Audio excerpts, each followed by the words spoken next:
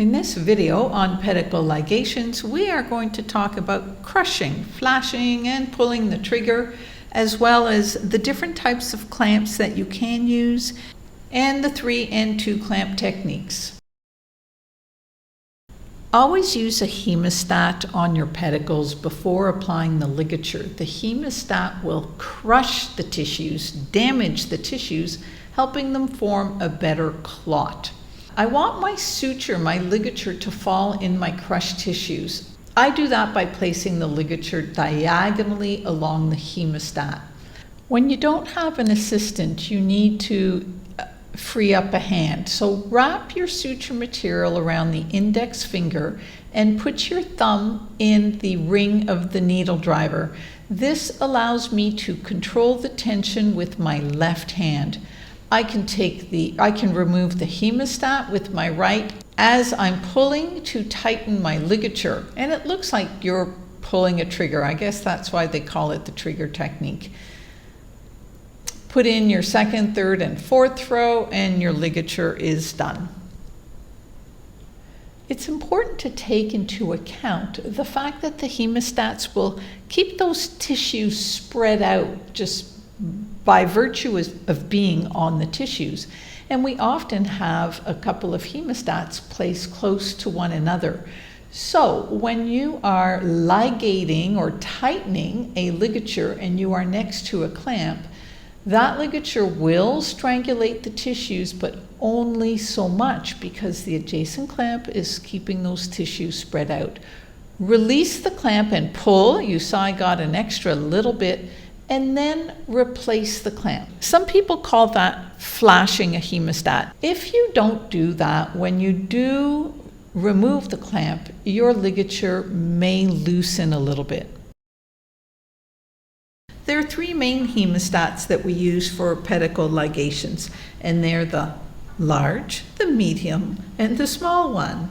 The large one is the Carmalt. The Carmalt is designed for pedicles. It has those longitudinal striations which will crush the tissues, but are a little less traumatic actually to the tissues. So if you're going to be replacing the clamp and moving it over, you could be tearing and ripping away at your pedicle.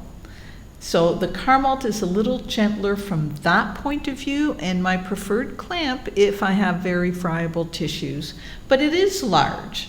So the medium size hemostats in most people's packs are the Criles or the Criles. So both of these hemostats have horizontal striations instead of longitudinal, so they may be a little bit more damaging to the tissues. So be cautious if you're going to place and replace. And the only difference between the 2 of them is that the striations of the Crile go all the way along the opening of the hemostat, whereas the Criles are only part way.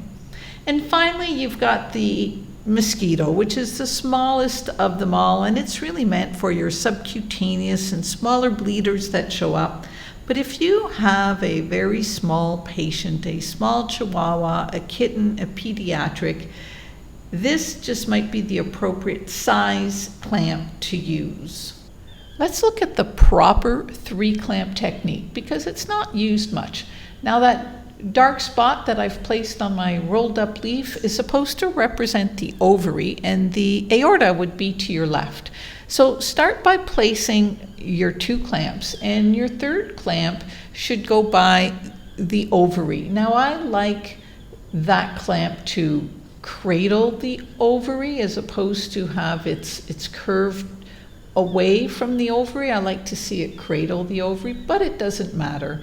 And if you place your clamps in a slightly different order, that's not the end of the world either. However, you really want to firstly ligate the clamp that has got the most blood flow to it, so the one closest to the aorta. And we're just doing what looks like a modified Miller in this case.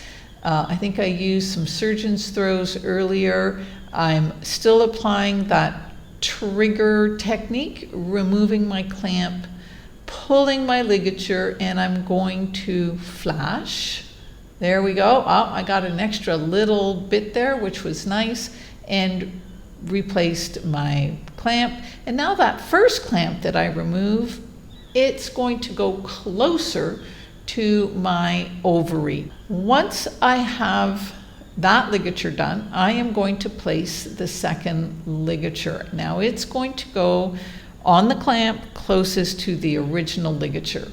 There should be less blood flow or no blood flow really happening at this level now because of our first ligature.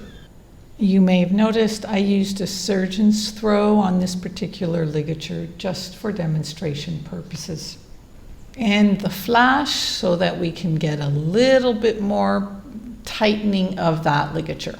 Second, third, and fourth throws are put into place. And then we will cut in between the two remaining hemostats. That is a proper 3-clamp technique. Let's modify this because often you may not have room for 3 full clamps in your patient.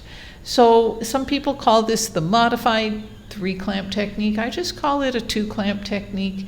You place your 1 clamp and your second one's going to be just below the ovary. So we've stopped the blood flow and we do have that clamp below the ovary. I find that's a good clamp to serve as a marker. Looks like we're going to do a true miller's knot here, so I'm going in between the 2 strands and we're going to pull. I'm going to continue to use that trigger technique because my assistant didn't show up today, and remove that first clamp. Now I don't have to flash because I don't have a clamp that's close. Once I've really pulled tight on my ligature, I am going to replace that clamp where the second clamp would have been, or if you prefer, where I want to crush my tissues for my second ligature.